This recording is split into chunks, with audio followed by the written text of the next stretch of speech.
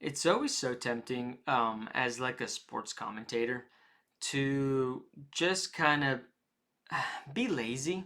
Or if you want, maybe your ratings are down, maybe you're not getting enough clicks or whatever the case might be. So you just say some outlandish shit. And I get it, it's difficult. Because when you're not getting clicks or whatever, I mean, you feel like maybe I have to say some outrageous shit. I have to do some outrageous shit to try to get clicks. But this, I think, is going too far. Again, you can have a stupid opinion about somebody's on the field, and you can say, hey, I've heard takes like Danny Welbeck is better than Mo Salah. That's a stupid take. I don't think Erling Haaland is gonna tear up the Premier League like he did the Bundesliga. Stupid take. Okay, you buy that. You gotta give takes, right? You gotta take swings. Sometimes they're misses. Sometimes you fall on your fucking face. But there's a difference between a sports, like hot take or even a sports clickbaity take and just being a terrible person. If I'm being honest. So let's see if we can see. But I saw this, and I just haven't talked about it honestly. But I saw this. I think it's the Carlton show or something like that. It's on FS1.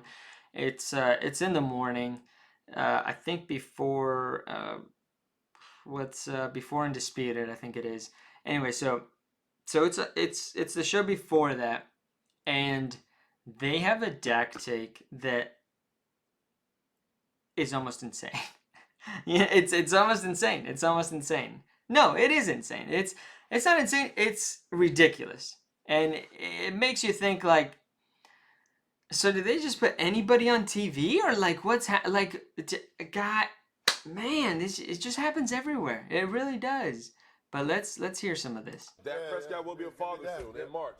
And Dak Prescott, by the way, playing phenomenal. I think he's probably second, third favorite amongst MVP favorites.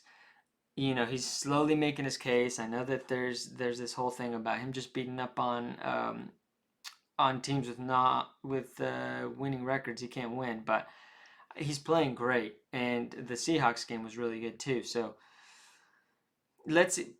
That's way too much analysis for what we're about to see. Congratulations, Dak Prescott. That's a mistake.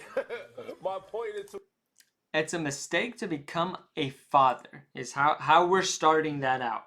It's a mistake that Dak is going to become a father. Fellas, it's gay to be a dad. It's a mistake to be a dad. What? my point to it all is, at the end of the day, it comes down to beating the Philadelphia Eagles. Why'd you tell me that? That changes everything. Why? What does that change? There goes the Cowboys season. How do you do that?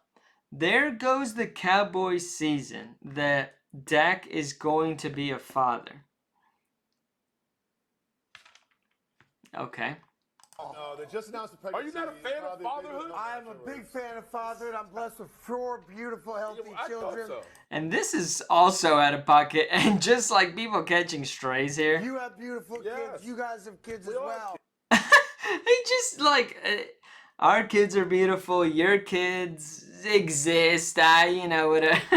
This is a terrible distraction. Greg Jennings does stand up for him and his kids. So they did edit that part out, but yeah. Now, for Dak Prescott. How? He's not married, right? So now I got a question: is she a gold digger?